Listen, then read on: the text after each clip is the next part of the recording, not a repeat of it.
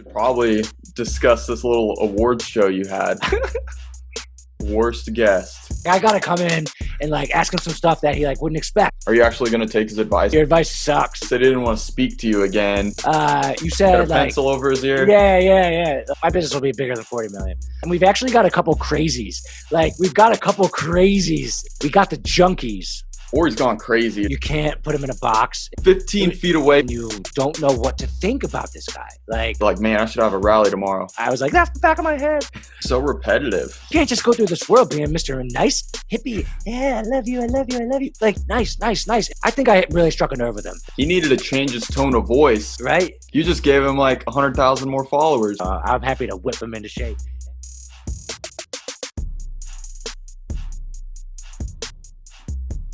Welcome to the Braddog Media Show. Today, making his second appearance, owner of United Monograms, projected at 6 million sales this year. Please welcome Sean Lowery. What's up, man? Yo, what's going on, man? Am I the first reoccurring guest? No, Wow. So to kick off, this season of the show, I started with a few recurring guys. So I love that though. Because I feel like I know you now. I feel like I know you, and we are already familiar with each other. So I feel like that could make a better podcast. Exactly. That's what I'm saying. I like kind of getting to skip the formalities and just jumping right into it. So yeah, hell yeah, dude. Well, what you got? Let's do it. Let's chat it up. First off, we should probably discuss this little awards show you had. Okay, right. So the Sean Lowery Show hits 50 episodes, right? And yes. I'm checking through Instagram. I'm like, oh, he has an awards show. So this is interesting because I've been on the show. I wonder if I make some type of appearance, right? So I'm watching this thing. It's best episode here, most interesting guest, yada, yada. Man, it'd be cool to get a nice, complimentary award. Then we get to worst guest. Brady Hester. Yeah, congrats, man. Congrats. Man, I was crying. Were you hurt? At first I was hurt, but it's just. Well, it's basically me. It was basically me, just seeing where you were at, and I feel like I never know who's going to watch it or who's going to see it, and I hadn't heard from you in a while. I feel like you went off the map for a little bit, which you've acknowledged, and I was just I don't know. I just wanted to kind of get your attention and see if it would work and see if you were listening, and it kind of worked. And it wasn't because you were a bad guest or it was a bad episode. It was because you had fell off the map. And I felt like me and you had started podcasting right around the same time. Sorry, I got hair in front of my head. And that's why you were the worst guest. But you can go listen to the episode to see it. But sorry, man, I got to stick with it. But but now you've started your podcast back up. Is this because of me or something? You could take a little bit of credit. So no, I was kind of flattered by it, and I thought about it because how many other people fell off the map for a while that you didn't bring up? You didn't care to call anybody else out. It was me, right? Right. I'm the guy you wanted back. So exactly. So here we are. It's true. Yeah, and I remember actually, and I know you were talking to me on my live Instagram show, but you were saying. I remember our conversation from our podcast because our conversation was about you and your podcasting, and also you're still working full time. And I remember saying to you well, if you're going to have this podcast as part of your strategy to make money to leave your job, I don't know, maybe you shouldn't spend the time on the podcast. You should spend the time go chasing clients. And I remember saying that, and you said that kind of made sense to you. Yeah. Yeah. So I influenced you to leave, and then I influenced you to come back. So a little bit of each, more so on the leave in the first place. Yeah, man, I was spending so much time I kind of had to regroup and, kind of come up with a new strategy for the podcasting thing. I mean, I had it kind of so backwards. So, the first time around, I was spending so much time podcasting and not having as much time to actually do the marketing for the podcasting. So it was limiting my growth, right? And this time around, it's like, okay, let's just stick to like one podcast a week. And then I can actually utilize my marketing skill set, breaking up the content and, reaching more people that way, which is the part I really enjoy anyway, and connecting with more people. So I think that's going to be a big help this time around to reach more people and not like completely burn myself out on recording like 2 or 3 times a Right, week. right. So Do you still have the full-time job? I do. Yeah. Okay, I figured, yeah. And in that time you took off, what was it? Maybe like 6 months or something, eight Yeah, from months. podcasting. Yeah, Yeah, about 6 months. from the time you took off podcast team, did you do any other additional work on? Wasn't your goal eventually to leave your job? It was at one time, man. To be honest, I'm rethinking things because I always had this idea of being an entrepreneur and starting my own business, but it's like, man, I need to learn more first. I don't know. I don't know what the I next mean, move is career wise. I'm sure you've heard that it's very difficult, very hard. Yeah. I Yeah, mean, it's very hard. I feel like I'm in a position now where I need to start learning from people and getting some real world experience. And,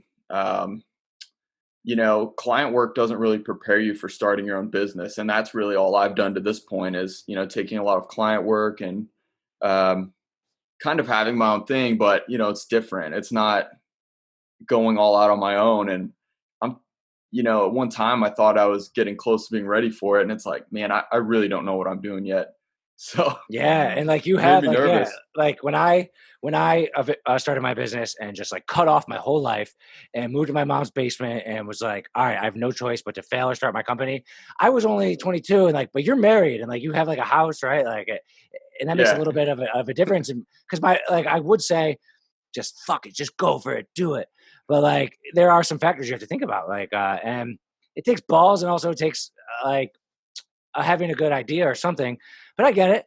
But it's funny with the podcasting though. Like I've never made 1 penny revenue for my podcast, and it's a lot of fucking work. I mean, I enjoy doing it, and I mean, I pay Brandon, and Brandon does my editing and does basically all the hard work, like the stuff that's hard for me, the editing and stuff like that. Like, because that just doing the actual episode is the fun part, right? That I Yeah, could do all totally. day.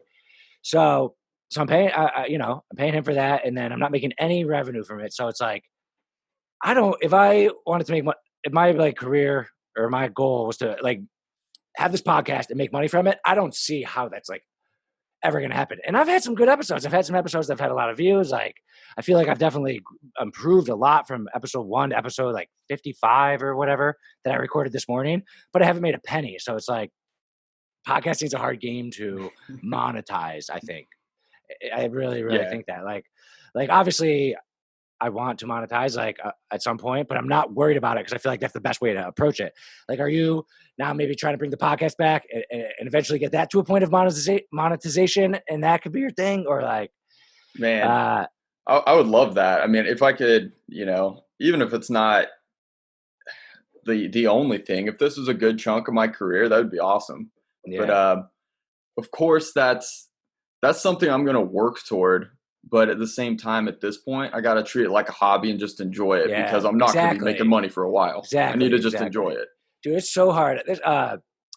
For people listening, like, it is so hard to get traction and attention and followers. Like, here's something I noticed recently.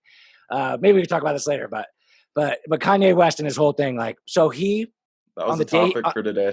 on the day we can get to it, but here's my point about it specifically. On the day he was supposed to drop his album, he was skating around at some lady's like art studio, and he tweeted and he said, "I'm skating at her art studio," and he put her at Tina Fey Designs, right? So I was like, "Ooh, this is cool to see how many followers she gets from this." So when he tweeted it, I looked right away. And she had 1,400 followers, and I looked yesterday. How many followers do you think she has now? Dang, from Kanye. Oh, 50,000. 3,300. Really? That's That's it? it. That's it.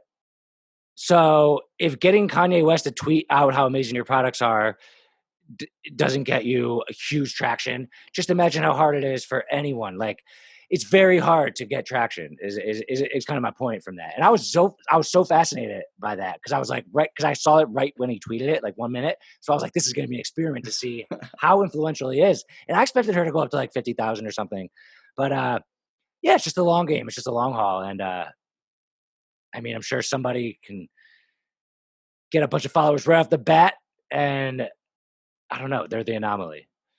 But Yeah. No, it's man, hard. most people, like, it's crazy. Like, you have to just establish this core group of people that, really support you, and then just slowly build that core group. And It's it's not. easier if you are like a Bitcoin specific guy or a Tesla Yeah. guy, because then you can go siphon those audiences and be a voice for those things. But what I'm doing, and kind of like I think what you're doing, is just kind of like kind of entrepreneurship, but also just like being yourself. Like, if you have no baseline, just you, the Sean Lowery Show, who the hell cares? Like, nobody cares. And that's why sticking with it's important. Like, even Joe Rogan, it took him 1,500 episodes to get his big payday, but he was famous from a network TV show before that. Like, if you have something that starts you off being famous, that's a leg up. But it's just very hard, and I think it definitely takes time for someone like me or you, and and then you got to be able to like withstand it. You have to be able to keep doing it, keep having energy for it, keep going, and keep paying and keep taking time and money. And that's my plan. My plan is just to keep fucking going. And I have the benefit of, well, you have a job, but I have the benefit of having my company. And if someone was trying to do just this, that's tough. That's a tough Oh, thing to man. do, I think. I mean, geez, you would have to take out a giant loan to get this going. I mean, it could take years, Yeah. to actually start making Uh, money off a podcast. So, yeah, for me, it's been a full year. yeah, yeah, man. This is a cool behind the scenes talk here. I don't think a lot of people really think about everything that goes into podcasting. Something I've been curious about for you a little bit. Um,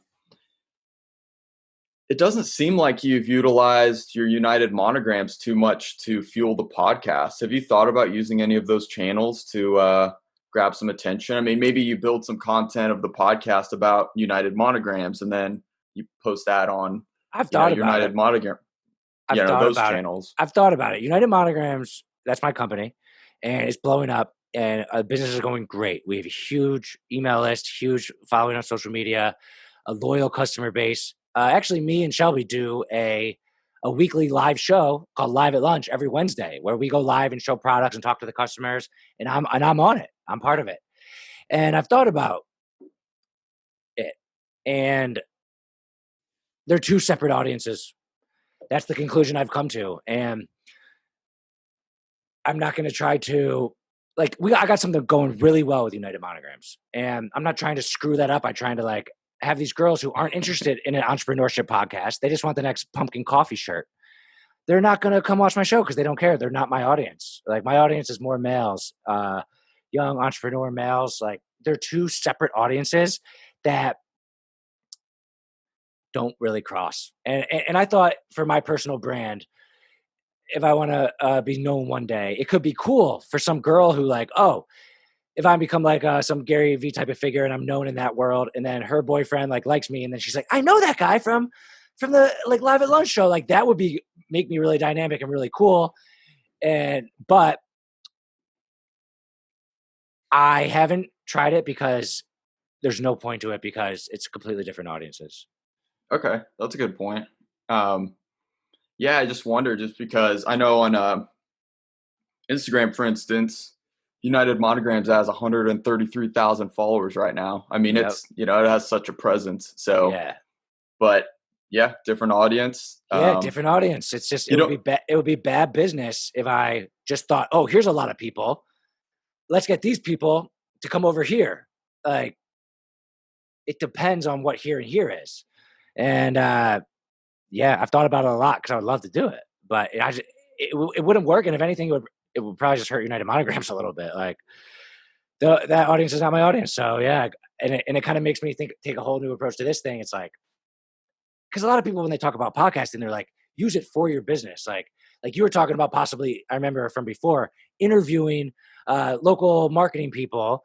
And then also whenever you go to get clients, they'd be like, oh, this guy is in the niche with other marketing people. And like, that makes perfect sense to me. And that's very smart. And I'm just not in the position to do it. Yeah. To be honest though, like I don't know how much it even works like that. So, the majority of people that listen to this podcast are, like young entrepreneurs and people that are interested in, making a business or, taking side clients or things like that. So those aren't people that are going to be clients of mine. Right. So right.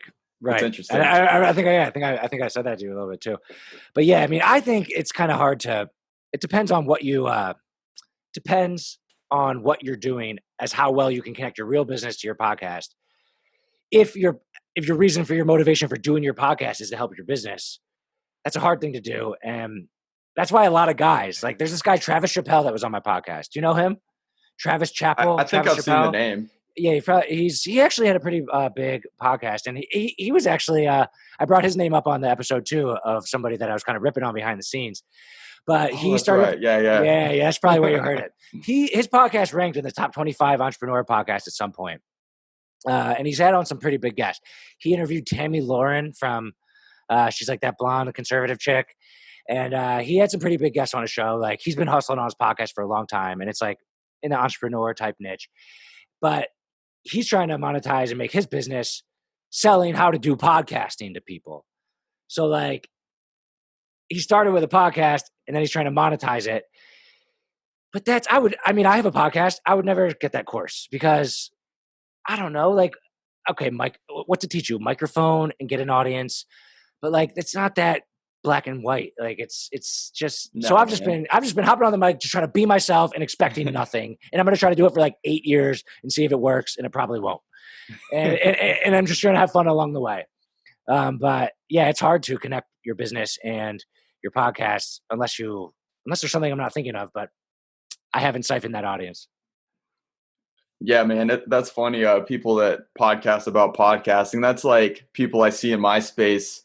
Marketing doesn't work out for them. So instead they create courses on how to market and sell that to people. There's a lot of course game out there. It's crazy. I mean, and a lot of people, I bet you've done probably in the same situation.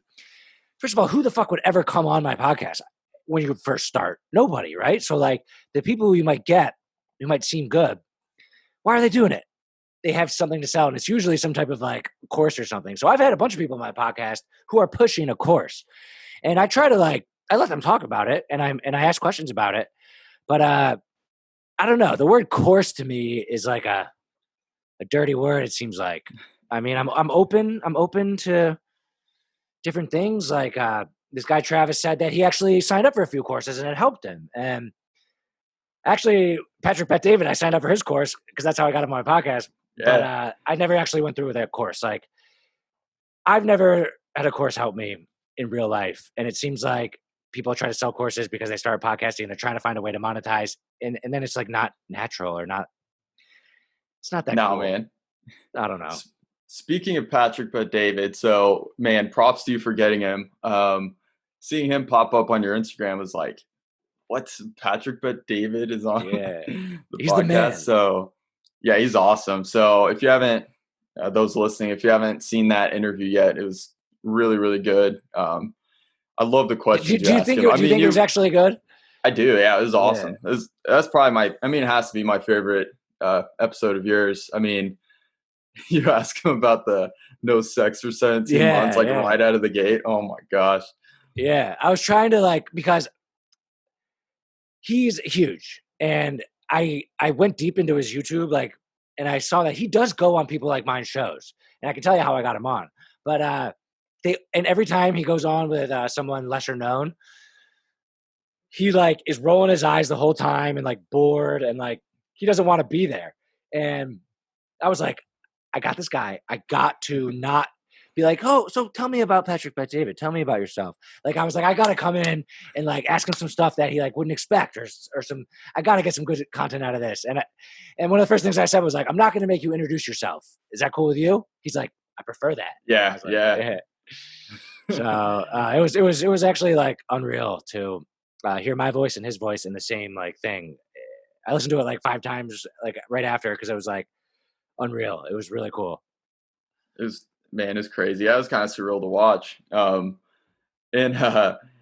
So I'm curious, he gave you some advice, and it was interesting advice. So he, especially when it comes to like the CEO programs and things like that. And I know you said you've taken tried out some other courses and things like that in the past, or groups, and they don't really work out. Are you actually going to take his advice on the CEO program? I mean, I absolutely have not taken any action on it since that podcast. I honestly am still a little skeptical, like, because I was like, it's hard to find those people. He's like, it's not hard. You got to spend money, and I think he gave me like some specific. If I go back and listen and slow it down, I think he said like CCPM or something that was like a program that does this. I don't really care about that right now. I'm not actively seeking it, and maybe at some point in the future. But it's not much different than any type of course, which I don't give a shit about. I don't care about courses. Like, I really do think that I've spent a lot of time when I was younger, like obsessing over knowledge and information. And I do think that I'm smart, and I do think that I have something to offer, and I've had success in business, and I'm very high energy. And I've done that all just without any advice, or like without like, I mean, I listen to podcasts and I take advice from people here and there, but I don't just believe everything I hear. And like some course, I feel like it's not for me, like, because I just listen to myself. I go on a whim, and I already know so many of the baseline principles of entrepreneurship that have been preached, that like I'm at the level where like, okay, I know that now. And yes, every once in a while I need to remind myself of this important things, but like I know it. So now I'm just playing the game, and I'm past the point of like learning. Now I'm just executing, I feel like. And I don't know, at some point maybe I will seek that out, because I trust him, if anyone, right to my face, telling me you have to do this.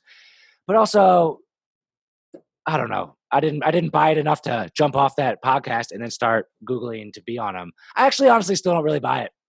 Sorry, Pat Back David. I don't know. I don't really buy it. What am I going to take a week away from my company? I can't take a week away from my company and go to pay $20,000 to be with some rich CEOs, like, and ask them some questions.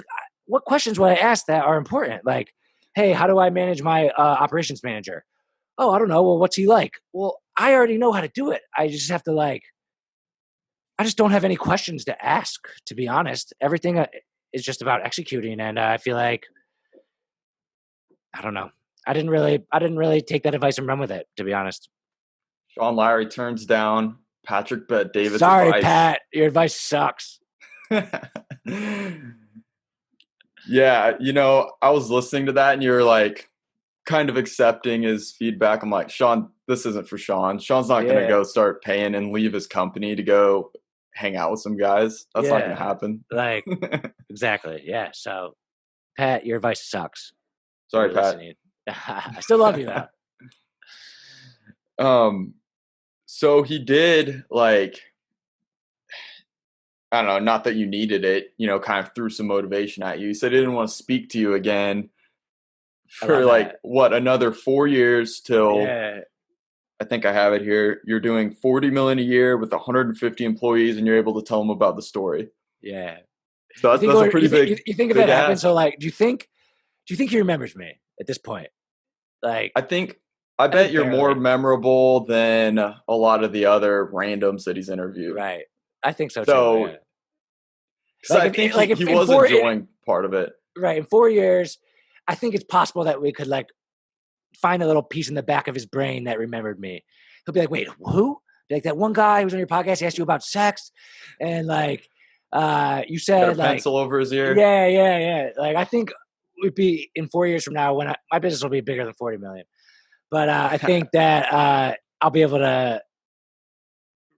Anyone will be able to like bring that back up to him and have him remember it. I think so. That'll be cool. That'll be cool to take that clip and then like match it with a clip of something that's real, that actually me and Patrick Bet David in 4 years talking about business.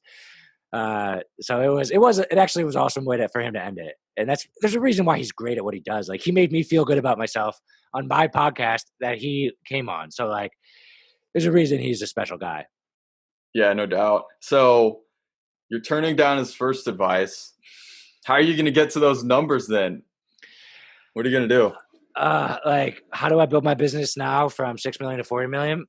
Yeah. So, within 4 years, I know on some of your other podcasts, you've discussed potentially expanding to different product lines. While there's, still space to grow within, the United Monograms, products you're offering now, there are kind of some different ways to grow and go about it. What are you thinking? The market that I'm in, the monogram clothing market, is probably, I've tried to do the math like a million times to find out exactly how big the market is. I think it's probably like a $90-100 million market. So that's it. Like that's as big as I can get with this thing. So I'm only at 6. So my focus for the next year or two is to get 30 of that. To get, like it's already going so well and the audience already loves us. And so I don't really want to I've already turned enough attention away from it doing my podcasting. I'm going to keep focusing on United Monograms, but there will be a point where we have maxed out. I want to be way bigger than 100 million one day. So I'm never going to get to be as big as I want to be with just this market of selling monograms. So the good thing about building up I actually am really going through the paperwork right now of getting a 22,000 square foot building. I got the loan, an expression of interest, SBA loan, and we just made an offer. It's a $2 million offer on a $3.2 million building to the buyer. And this just happened like yesterday. We made the offer. So wow. I would have to sell my house at the end of this year because that's required to sell your house. Because one, I'd want to move anyway because it's like 30 minutes away, but they need to take the profits from your house to put to the down payment. Like I've really been getting the ball rolling on getting this big ass building, which is like, it's $2 million. I don't have like $2 million just to be spent on a building. It's a huge move, but I'm doing it. But my point is, so if I build up my monogram company and I have all that equipment and all the facilities and all the operations in place to be able to ship out personalized clothing, I can take that and then I can build something bigger on it. There's this company called Zazzle and Cafe Press, and they're both Cafe Press is a public company, but it's like it's a website and it's like personalized like items for everything. You want to get a picture of your dog on a mouse pad, you go there. Like, and they're huge. They're public. They're big companies. So there is a market for personalized goods, and I don't know exactly the specifics of how I'm going to attack it, but I know that it's not a waste for me to build up my internal operations to sell personalized monogram clothing, because I'll be able to take that system and then I'll be able to input. It's going to be hard to get a new market of people because we have such a great connection with our audience. We'll keep selling to them and we'll max out them, but then we'll use that equipment that makes sense to buy to serve our current audience to serve new audiences with new products with the same expensive equipment. So that's how I'm going to go from first. I'm going to take the $6 million to $30 million serving the same audience. Then when I'm at 30 million, I'm going to use the equipment I already have to go to 200 million. And I don't know exactly how yet, but that's like the baseline plan. Nice. I like it. So, I mean, that's cool that you have so much more room to grow within the space you're already really dominating. That has to feel good to have some room to grow there still. Yeah, it does. So, man, United Monograms has grown a pretty big audience, especially on Instagram. I know last time we spoke on my podcast here, you had an interesting start to discovering Facebook advertising. Is that the primary way you grew your audience though, or do you have some other secrets that you've utilized? Facebook ads are amazing, and they're the core of my business. They're the core of the business. So yeah, I mean, it was my struggle at one point. I spent too much money on Facebook ads and wasn't making any profit. I learned how to like configure some things so that doesn't happen again, and I've been rolling ever since then. But we have 275,000 people on our email list for United Monograms, and it's a great list. It's a great list, and we definitely have good revenue every time we send out an email.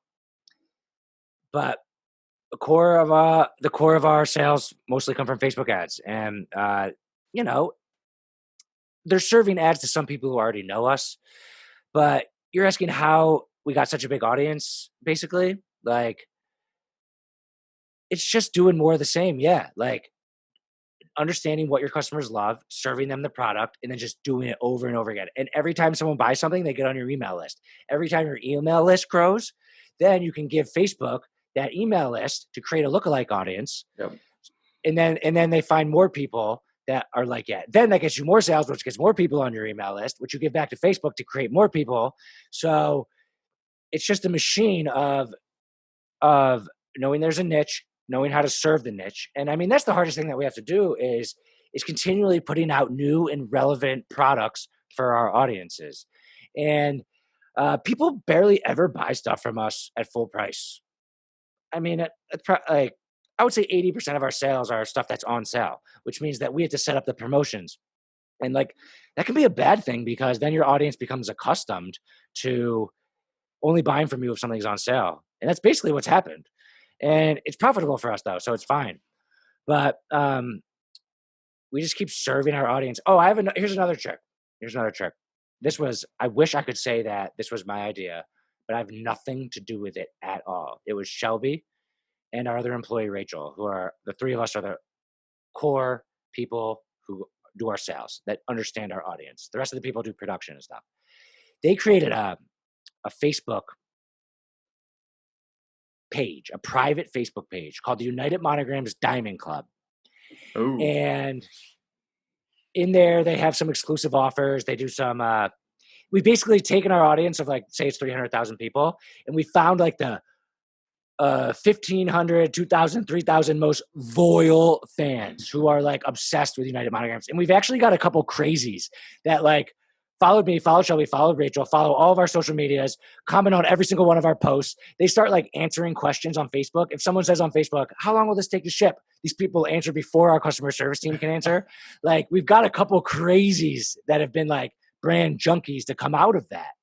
And between the Diamond Club and the Live at Lunch, which is what we do every single Wednesday, we have a live show and we just give away products, we show products, and we play like games and stuff like that. We usually have about 90 people in there, which is a lot for a live show. For example, my Dream Grow Rich has like 5 people. Like, and then even our competitor, Marley Lilly, who's huge, they have more followers than us. They don't even get that many people in their live show. So we do it consistently every Wednesday. So between those two little things, the live show and the Diamond Club, we have a big audience, but what we did was we got the junkies and we grouped them together. And then it's, you know, it's like the 80-20%. Like we found the 20% of our audience, that's the junkies on our brand. And now we communicate and opened up communication with them. And they become more crazy for the brand. And then the other 80% who are regular human beings, they see that we have junkies and that makes the brand look better to them. So if you have a big audience and you want to go even bigger, find the crazies and show them off and communicate with them. And then that's good for your brand. And so that has been I forget the original question. Sorry. But I think that answered it somehow. Yeah. So I was just asking about, you know, like a unique, you know, some unique marketing efforts that you're doing. That's it. That's definitely it. A private Facebook club. Man, that's cool. And they're getting content. They're getting content that no one else is getting. Like they are getting the deals first. And every week on that live show, we do we show free monogram. Like we show monograms. So we have to make one, right? And it's a monogram, so we can't resell it. So we usually did like Shelby's monogram. But what we started doing was we made a form and we had everyone fill out their monogram. So now we pick from that to do the freebies. So after we show the freebies on the show to the whole audience, we send them that. So it's like they get exclusive like stuff inside that group. And that's definitely been a great marketing strategy. It's really, really helped propel us.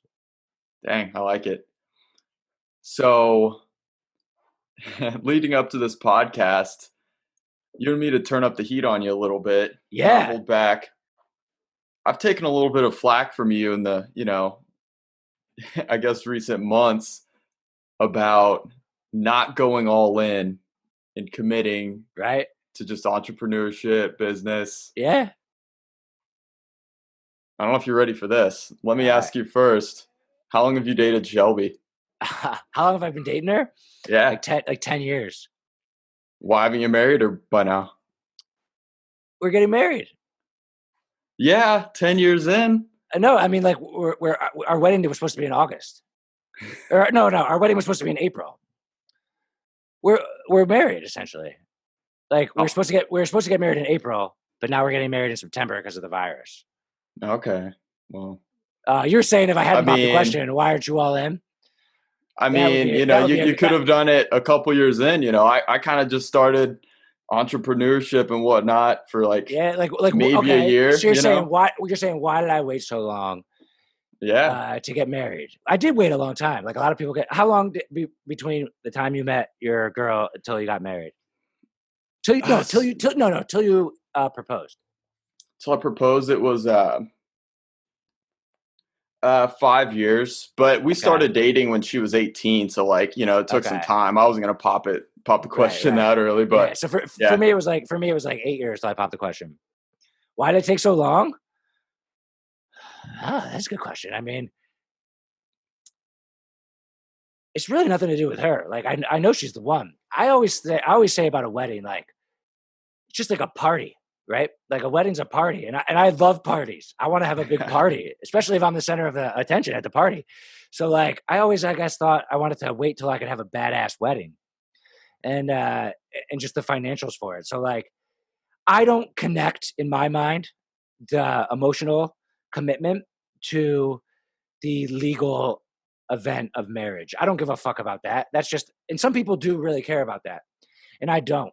So I guess it was I wanted to have a badass, expensive wedding, and her parents don't have a lot of money. I said my mom, she doesn't have a lot of money, so how are we gonna pay for this wedding? I mean, I was at that point where I was super broke, and like I've always been grinding from nothing. So honestly, if I'd answered the question, why did I take so long to propose? It was because I wanted to make sure we had the money to pay for an actual wedding, which I care about more than the paperwork of being married. Like, yeah. Is that a good answer? Yeah, I mean, if that's the truth, then that's a good answer. The funny part is we're getting married in September now, and it got pushed back. And now a lot of people aren't going to come because, the virus, and we didn't even send out our second round of invitations yet because it's a lot of play it by ear, like how bad's the virus going to be in South Carolina at that time. Like, so it's probably going to be much smaller, and then, shit, whatever. But you waited all this time to, save up for a huge wedding, and then this hits.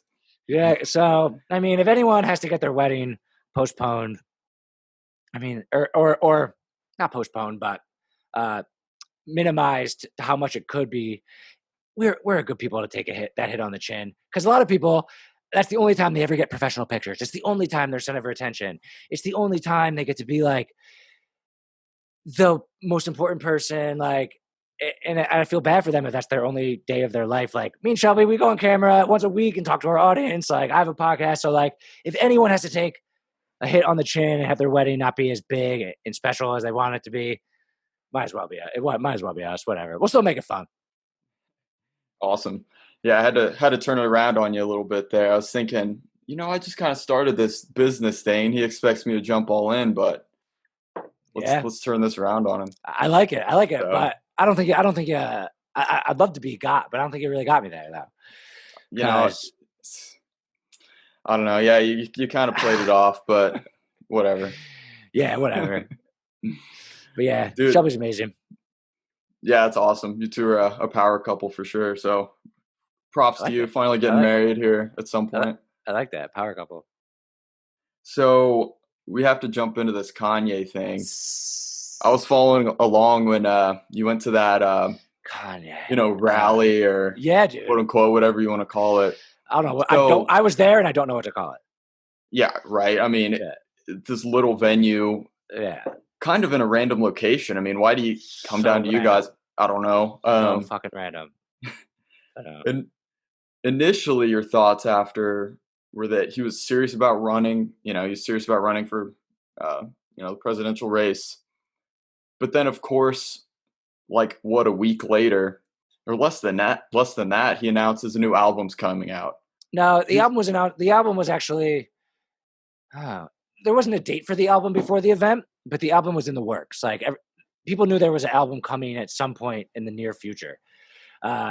So you're saying was it album promotion or not? Is that what you're getting at? I mean, that's a possibility. So I look at it and I'm like, all right, it's one of three things that people point at. Either he's serious about becoming president.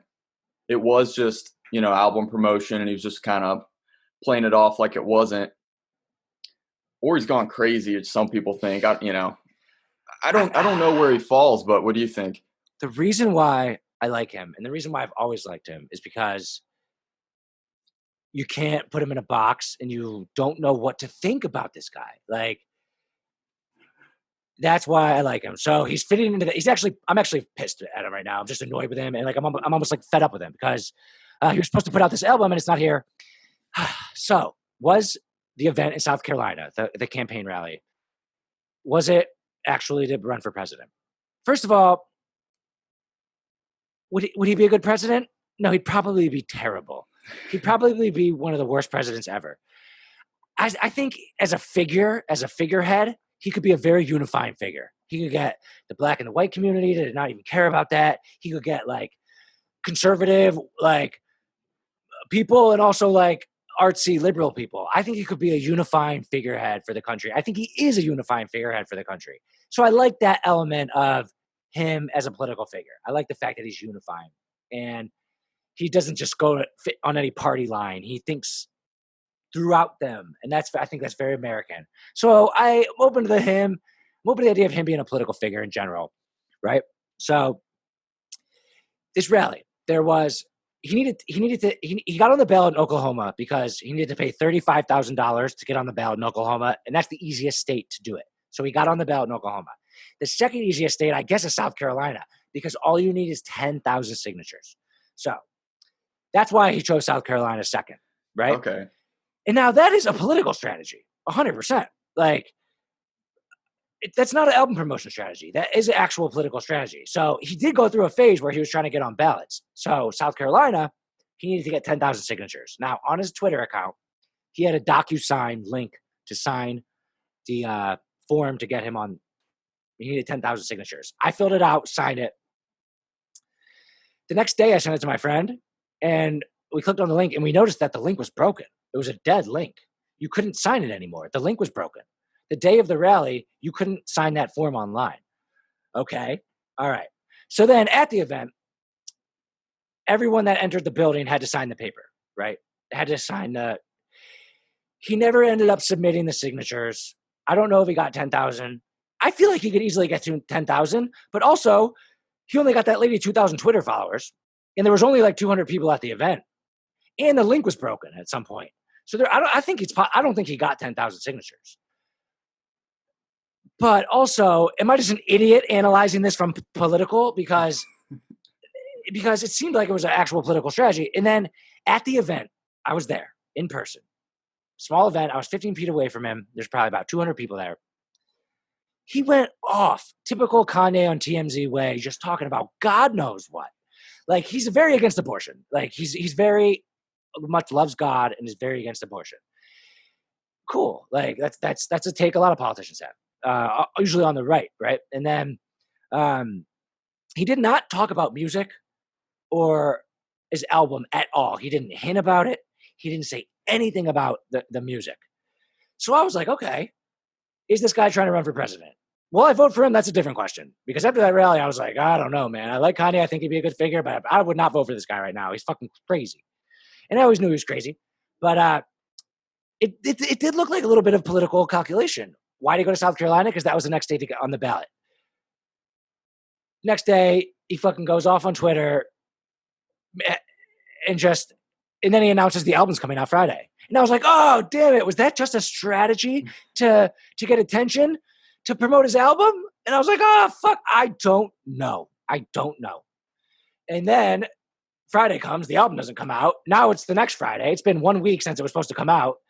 And I'm just like, fuck you, man. I don't even care anymore. That's basically like where I'm at right now.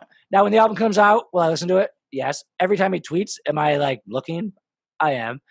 So is he just a master marketer, or is he actually fucking crazy? I think the reason why Kanye is like a piece of art is because it's all of those things. It's all of those things. And I don't think there's some crazy calculation to it marketing wise. But also, last time he went crazy on TMZ and 400 Years a Slave, he had an album coming out. So, like, does he decide to go crazy with his mental illness stuff around his albums come out? Yeah. I mean, that adds up. Was the whole president thing a sham? I don't know. Maybe if that rally had 50,000 people at the door, it might have been a different situation. Maybe it was just putting his feet in the water to see what his political audience looked like. I don't know. And ultimately what it comes back to is this is the reason why I like him. And if this album comes out and it's a fucking banger, then it's like, okay, yes, sick. Let's go. I hope so. I hope so too. And like one thing that I hope that he does in this album, his last album, it took me a while to like it, but he's gone through this God stage. I'm not that religious. I understand the arguments for religion and such. And it was all about God, this last album. And he didn't curse. And right before that, it was that song, "You Such a Fucking Hoe, I Love It." So it's like he went from this crazy like sex song to this album that was very God, no cursing, with some sick beats in there and stuff. And then he did the whole gospel thing, which I never got too into. Like, I never watched all his YouTube videos when he did all that gospel shit. Like, it was kind of cool, whatever. But I think it'd be cool if he came out with this album and he goes back to like cursing and shit like that. That's what I'm hoping for. I'm hoping for some like sick beats and him actually like cursing and being like, I don't give a fuck anymore. But he's annoying. He annoys me. And we're sitting here talking about him on 2 podcasts. Everyone in the world's talking about him. He's on CNN. He's the center of attention for a conversation. And there's something to that. It's fascinating, man. I mean, you just can't. I mean, that's how he keeps attention, because you don't understand him. It's like he's just exactly. He's a walking like contradiction at all times. Like, and I love that. It's crazy. But, so that rally, oh my gosh. So the thing that might have blown my mind more than anything, though. Well, first let me ask. So when did he announce he was going to have it? That morning. Oh, really? Okay. I went to bed and I didn't know. And when I woke up in the morning, I saw Kanye coming to North Charleston. And I was that was about 9 a.m. and the rally started at 5 p.m. So not a lot of time.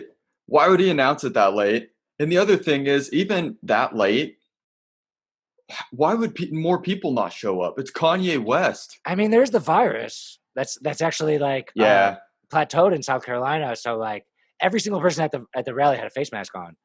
So like that could be one of the factors to this. Like a big crowd event. Like, you know, part of his story has nothing to do with the coronavirus, which is fine with me because I'm sick of talking about that. And like it's I know. But that could be maybe the reason why more people weren't there, or people just laugh at the idea of him being a political figure. Could be either one of those things. I don't know. I wish I knew the answer. I'm thinking, you know, how much were his concert tickets to go sit and see him from freaking thousands of feet away? Man, you can get free. It was free. You show up, you're 15 feet away from Kanye West. $0. And I was 15 feet away from Kanye West. So I was like, I gotta go to this. But not what other time can you do that? That's what I'm saying. Like, I'm actually surprised more people weren't there. But also, the venue did not call for a lot more people. You know, so he didn't expect a lot of people. And obviously he just said it that morning. People already had plans that day, probably. So my takeaway from that was he wanted it to be small. But maybe he just is so fucking crazy that he booked it late and it's the only place that didn't have something that day. I don't know. What if he thought in the middle of the night, like, man, I should have a rally tomorrow? Like He could have. he could have. I mean, he could have. And that was the only place. That was the only place that he called that was like, yeah, we can get that together. Like, it wasn't that like well organized of an event. There was a few people in front with clipboards to sign the paper. He came in. I forget if I even showed my license, but you just sign the paper. You put your address down. Are you a registered voter? Yes or no. They didn't check that. You just write yes. And then they had a little hand sanitizer thing. And then it was just like, I don't know what that event's for, what that venue is for. I think it might be for like maybe like weddings or small shows. There was a little bar. Not many people were like drinking there. I mean, it was Sunday. It was odd. It was odd. And there was the crowd there was very, there was a few young like frat boys who were just like, Kanye, yeah. And like, then there was also like some very politically conscious liberal people, black and white. Like the people that would have also been at like the protests, like the people who just only see the world through a left-wing mind of oh my God, how dare you? How dare you? There were some of those type of people. Then there was some older, cooler, like black conservative people who like were like, I don't know about all this crazy shit, man, but I just believe in God. And like there were some of those people. So it was 50% black, 50% white, and a wide-ranging spectrum of political views. And because that was the audience that was there is the reason I like Kanye. It brings a diverse crowd of all different shapes and sizes of people. But it was weird, man. And I like, some people left early. I was like, I want to stay as late as possible because I want to see like what's going on here. Like this is going to be something I'm talking about on a podcast at some point. So I like and Shelby wanted to go because it was Sunday, and I dragged her along, and I was waiting around. I wanted to be like the last person to leave just to see what happened. So I waited around for like 30 minutes after it ended. And nothing happened. Like I just kind of sat there, and then there was like 5 people left. I was like, all right, I guess we'll go. and it was odd, but I'm happy I went. I'm happy I went. If someone thinks I'm an idiot because I want a Kanye for president and now he's not, and they're laughing at me for going, I don't care. I don't regret going at all. It was a once in a lifetime opportunity. No, I mean this something. I mean, it was in the news everywhere, and you're like, yeah, I was there. Yeah, my back of the head was on every news channel. I was like, that's the back of my head. I saw it. Man, back of your head's getting all this pub. I know, man. I should have wore a Sean Lowery Show hat or something. Yeah, worn it backwards. I don't have one, but I didn't have enough time to put that together, even though I have a facility that produces hats. Kanye's too quick. You gotta be ready to go. He's a weird motherfucking dude, but I like him. Man, so one person you've kind of, I wouldn't say like turned your back on necessarily. You're not as much of a fan of him anymore as GaryVee, and you kind of called him out. It looked like on Twitter. So I saw his response to you. Was it from that tweet, or did you get that? Like I had a tweet thread going with someone I know, Sam Coleman Dancer. I had him around my podcast the same time I had you on early on. I think I hit a nerve with him. What do you like? You like GaryVee, right? I do, but he's been stuck on a shtick lately, man. GaryVee, it's getting a little old. Like, exactly. Like, I am not a dick rider. Like, but there was a point where I bought 4 pairs of GaryVee shoes. Like, I had 2 of each because I was obsessed with him, and I don't regret being obsessed with him. I wasn't at a different stage in my life. Like, this dude was fucking one of the smartest, most brilliant minds in entrepreneurship and marketing. And I loved him. And for the past half a year, he has not been connecting with me as much. And I've been wondering, it's a slow turn because it's not like one day, you know? I've been wondering if it was like maybe I've shifted and how I don't need that advice as much anymore because it's ingrained in me. So he's becoming very repetitive to me. But then I see there's some really funny people on like TikTok who do GaryVee impressions. This one guy specifically, I don't know if you've ever seen him, but he just is like. And usually when you diss someone, it's like kind of a compliment. But like him making fun of GaryVee like really hit home. It was like, wow, he actually does just say the same shit over and over. But from your perspective, you think in the past 6 months he hasn't been as good? It just seems so repetitive. Repetitive. I remember first following him.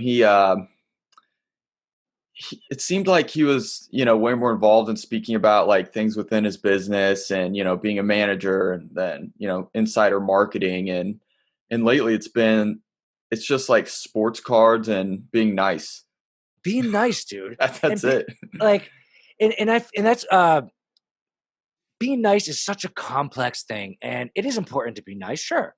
But you can't just go through this world being Mr. Nice hippie. Yeah, I love you. I love you. I love you. Like, the world is full of conflict and tough choices and decisions. And you have to navigate that with some complexity when it comes to being nice. Like, you can't just be a complete asshole, but you can't just be Mr. Nice Guy. It's a complex thing that I think needs to be broken down. And he's the perfect guy that always did it.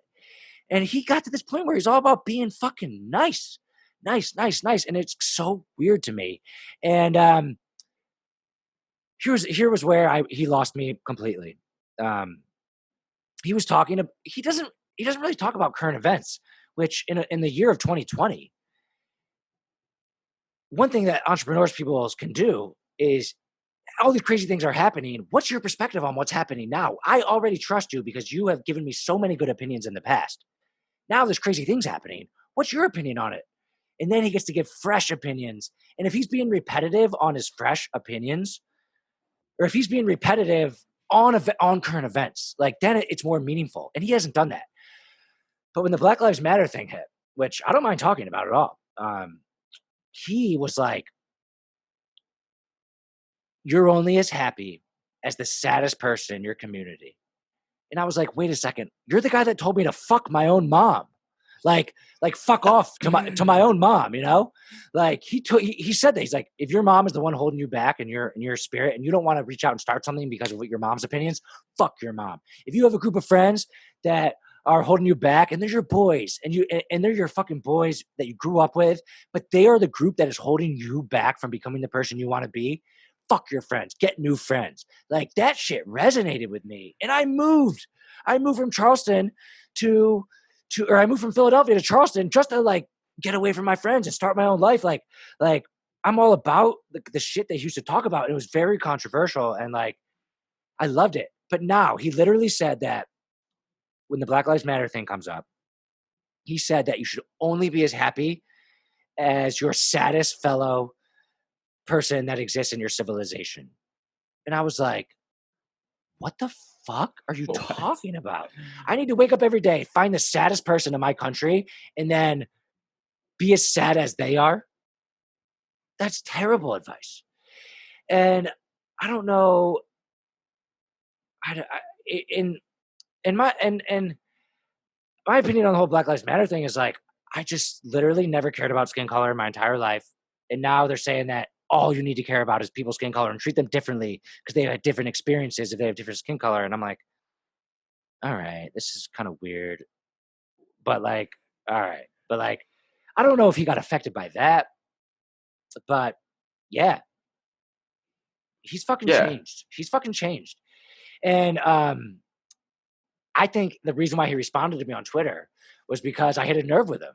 Like, I think he's just noticing in the past 12 to 18 days that, like, I don't know if he's getting less likes on his videos and stuff like that. I would guess that he is. I could go look it up, but I would guess that he's getting less likes on all the stuff and less views on all the stuff. But also, I think the coronavirus really affected him because he's a high energy guy and he's always putting videos about with him talking with all these people, talking to the guy on the street, having his company. Like, he said many times that he gets his energy from walking into his building and having all his employees playing loud music and talking. And like, that's been taken away from him. So now he's isolated at his apartment, talking with some slums on Tea with GaryVee. And Tea with GaryVee sucks. It's a terrible show because all he does is have someone come on and then he says, post more content, be happier. That's all he does. And I'm like, maybe I'm just the problem. So I'll put one on once in a while and I'll fast forward to the middle or I'll fast forward to try to find where a point where he is really, really giving good advice. He doesn't give good advice anymore. And I don't know why.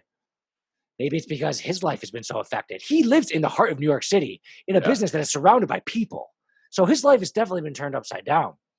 And all these current events, he never talked about them. He never. I think he's kind of in a huge rut, and I think a lot of the people who are attracted to him on a day-to-day basis now are those Mr. Nice Guys. So for me to come in and just say like, "Yo, Gary, you suck lately," I think it hit a nerve with him. And then he posted something like today. It was like, "Oh my," he's trying to justify it in his head. I don't know why. I think but I don't know. We'll see how it comes out. Yeah, it's interesting. I don't think many people critique him like that, so it might have struck a nerve. And especially because you built an audience of nice boys. Yeah, like, man, I miss vintage GaryVee. He used to go at people in the audience, man. Oh man, he would light them up. These kids who'd start making excuses in the crowd. Oh, he would let them have it. And that is actually a nice thing to do to help somebody by like finding their bullshit and then just tearing them up for it. And that's the kind of nice and mean combination that I like. Like, I don't know. I gave you my opinion on the last podcast about what you should do or something. And like, I don't know, maybe it was rude to say that. Maybe I should have said, just keep doing your podcast, keep doing your job. It's going to be great. But I kind of broke it down into like well, are you going to make money, this or that? Like, that's the kind of shit I like. And that's the kind of shit that I like that Gary used to do. And now he just tells everyone, I love you. You're going to be happy, man. And just go for it, buddy. And that's not helpful. It's not helpful. And I hope I hope in 6 months, a year, when he looks back on this rut that he's in, that he acknowledges it, that he was in a major rut. And then at that point, I'll be able to be like, pull up the clip of me and be like, yeah, I was the one that told you that. I really think that what I said to him really affected him, because the next morning he posted something with that same tone, that same attitude of like, I think I really struck a nerve with him. And yeah, like I'm a smart guy and I'm in touch with what's going on in the world. And I think he's lost touch a little bit. So I'm happy to whip him into shape. And, you know, Patrick Bet David and influencing what GaryVee's thinking, like, this is what I signed up for. You know, I'm only on a small level of it, but that's what I signed up for, man. Like, I think I'm a great person to ask about events that are happening in the world in real time, because, you know, those are the people that you go back to again and again, because last time there was a problem. That's why I love GaryVee, because every time something come up, he would be the guy with the answer. But now all the shit happened, he has no opinions on the current state of the world. So it's weird. Yeah, I'm not sure what's going on. But something I heard a long time ago, like actually when I first kind of started listening to him, that was interesting. There was, and his name's Reezy Resells. I don't know if you've ever heard of him. Sounds familiar. He resells stuff on Amazon, and he actually he's grown a big YouTube channel now. So he has a lot of cool content showing other people how to do it and things like that. He was a huge GaryVee fan, and GaryVee actually told him he needed to stop listening to GaryVee, because over time he didn't want him just acting out as like a second-rate version of GaryVee. I've seen a lot of people do that. So I'm thinking, man, I wonder at some point, is GaryVee going to get a little old for me? And it kind of ended up happening. So does this happen to everybody, or that's what I'm wondering? Maybe GaryVee is such a genius that he brings people in, and then he gets rid of them, and then he brings in new people, and then he brings in new people and changes their life. And that's what I don't know. I don't know if it was me. Maybe me and you. I mean, we said we started podcasting around the same time. Like, we're at the same we're probably in the same niche of people, right? So like, we probably have a similar perspective, and we both feel like he's being repetitive now. But maybe there's someone out there that never heard of him, and then they hear him for the first time, and he's changing their life. And maybe he knows that, or maybe I don't know. But I definitely think that GaryVee used to fire me up every single day, and I think that he doesn't anymore. That's a fact. Something changed from me. Now, was it me that changed, or was it him that changed? I'm not 100% sure of the answer to that. But there's a chance that it's just me that changed. And he does tell people to stop listening to him. Yeah. Like, so, man, I have a good theory here. What if he kind of maxed out his reach, when it came to like people in their late 20s, 30s now, right? he needed to change his tone of voice to reach teenagers who little coddling kids. Yeah, people who needs a coddle. Gets on TikTok, Yeah. starts talking a little gentler, a little nicer to these kids. Right. He needs a new group to come in. He's such a genius marketer and brander. He lost the 27, 28, 30-year-old entrepreneur. Those guys are off doing great things with his advice in their pocket. So now he's like, I got to go find the next generation. And to get them to love him, he's got to be really nice, because that's what that generation is. They're soft. They're little kids. I mean, there's one thing about its age. They're 14. So, but also like this generation, they always say is like being soft or whatever. Or is that our generation? I don't know. But maybe we said we don't know if Kanye's like, has a plan. We don't know if he's fucking crazy or just like spitting shit out. We don't know if it's all strategy or all just on a whim. But maybe this is strategy for GaryVee. You know GaryVee has a plan. Exactly. I'm much more likely that GaryVee has a plan rather than Kanye. Like, so I mean, and that's very possible. And I like that 2 nights ago is when I went through the tweet thread to where he responded to me. And last night I was tweeting with this guy specifically who I knew was like a younger GaryVee head. And I specifically wanted to ask him, have you seen a change in GaryVee? And he said no. He said, like, between me being a dick to GaryVee and GaryVee, he sides with GaryVee. And I wanted to basically ask that, because I don't care about my feelings. I wanted to know, have you seen a shift in him? And this guy said no, not at all. And this guy's probably like 23, hasn't really started much for himself. So maybe Gary's so fucking smart that he knows what he's doing. And that's very possible. That's very possible, man. And he has a cartoon now, the kids GaryVee show. Right. I love when the cartoon came out. I still was at the point where I loved him, and I was like, "This guy's a genius. He's going to get the kids like that." Right, but that does prove that he does think about the younger generation. So either he became a little pansy somehow, or he's done that on purpose as a strategy to connect with these kids. And then once he gains these kids' trusts, and by the time the 15-year-olds become 20, then maybe he'll start hitting them again with like, get the fuck out of your mom's basement, or like, but he's got to gain their trust first. I don't know.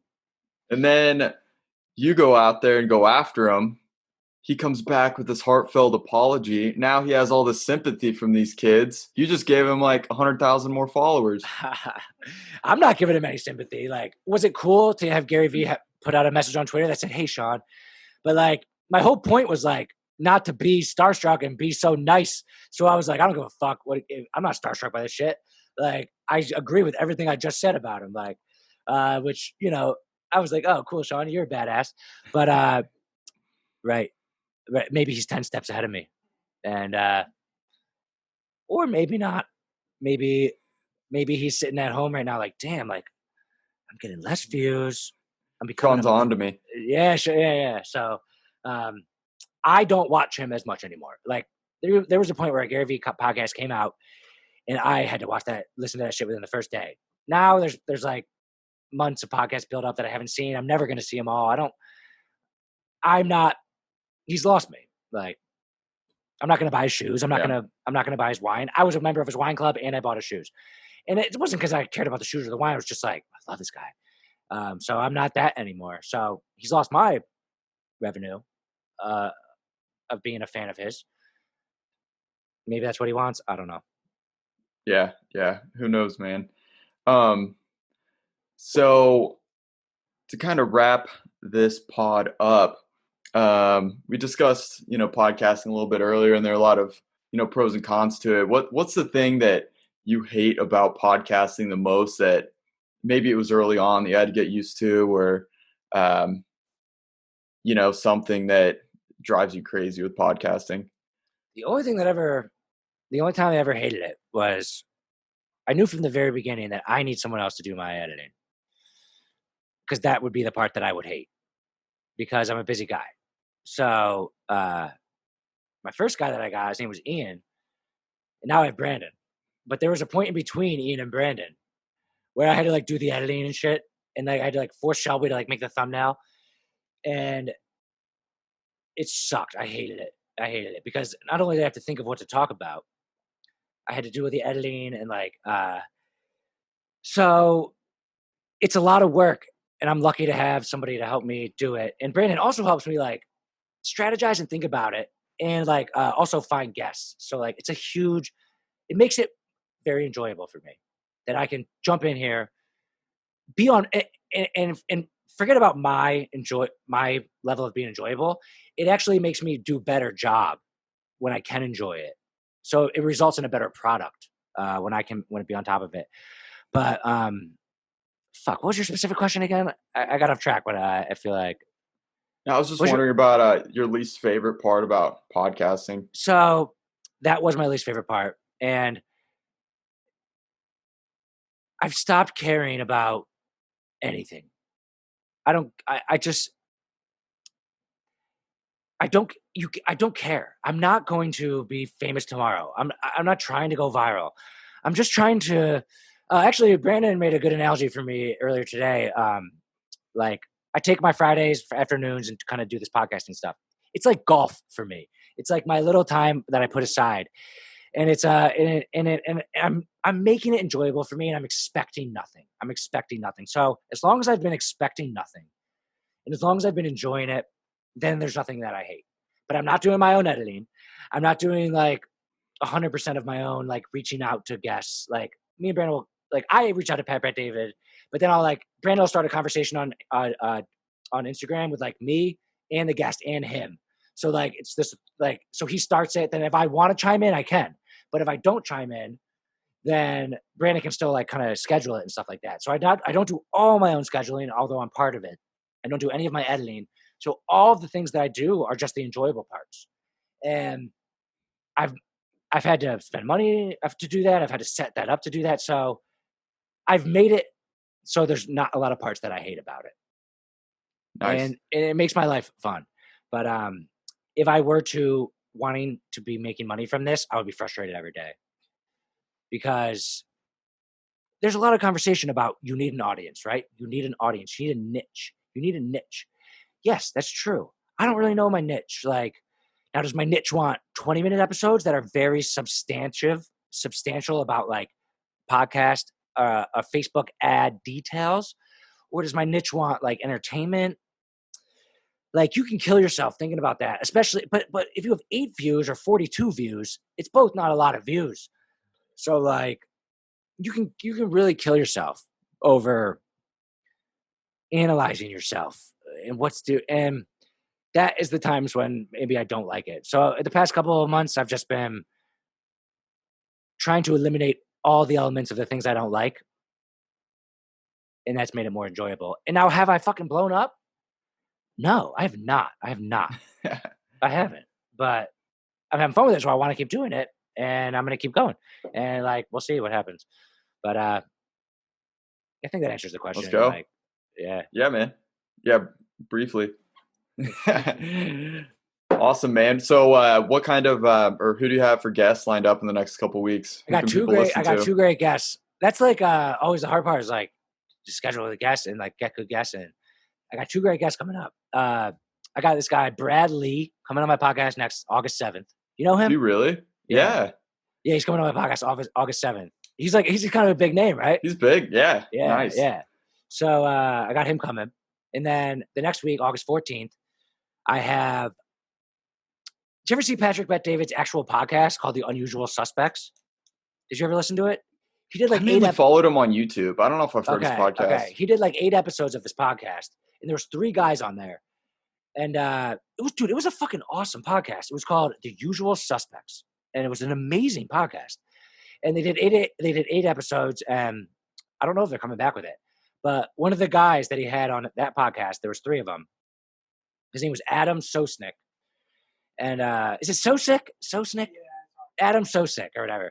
But he was actually like best friends with Chris Humphries, and he was on the Kardashians.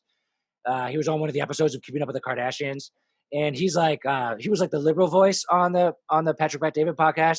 And then they had this other really conservative guy, and then it was Patrick Bet-David. But now this guy, Adam, is doing like videos for Valuetainment with a chalkboard, just like Patrick Bet David, and he's doing like the the breaking down of like very specific things about like money and finances. So he's my next guest. His name's Adam Sosick, and I'm excited about that.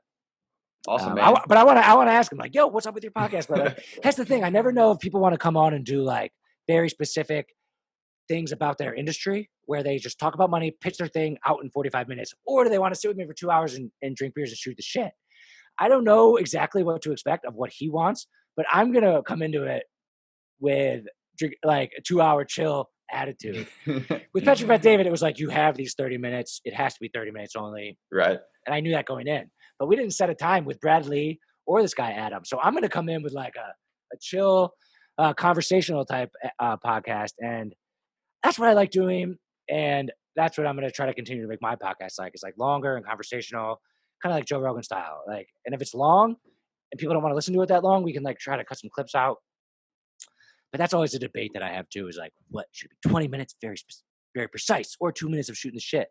Like, how, sorry, I'm keeping you on. Like, how do you, no, you're good. The Braddog Media Show, like, where do you put your podcast, or how do you want your podcast to be as far as that?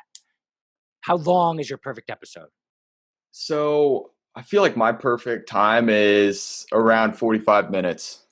Okay. We've probably gone over that, right? Like and that's something I've actually debated in my head. Like, for ones that go over an hour, should I split them in two? Do people drop off, a certain amount of time into it, or would people rather get it all at once, right, and listen to it through? And like, if you told me before we have 45 minutes, I have this many questions, I would have been much more precise with my answers. But I don't want that, right? Right. So like, I kind of let it go natural, and right. So that is because there's a lot of podcasts that's like, you have a person on and you just ask like 10 very specific questions and you just get through them, and it's like, all right, bye. And like, those are good because you can just listen for a shorter period of time and get more substance. I haven't figured out that perfect thing, but the biggest, most successful podcast in the world is Joe Rogan, and I love that podcast. Yep. And I'm trying to be like Joe Rogan, and Kanye West, and GaryVee, and Jeff Bezos, all wrapped into one guy named Sean Lowery. Let's go. That's what I'm going for. I mean, I feel like people, want to get to know the people on the podcast and not just kind of learn and get out. So hopefully that's the case. Hopefully everybody's enjoyed listening to old Braddog and Sean Lowery today. And, we'll keep listening. Fuck yeah. All right, man. Thanks for the time. We'll do it again sometime, right? Let's do it. Yeah, of course. You're sticking with us? Yeah, I'm sticking with it. Let's go. All right. All right. Well, if you drop off, I will absolutely make sure to call you out on my podcast. Do it. That'll bring me back. Good shit, man. Well, cheers. Good stuff, man. Thanks for the time. We'll talk soon. Later.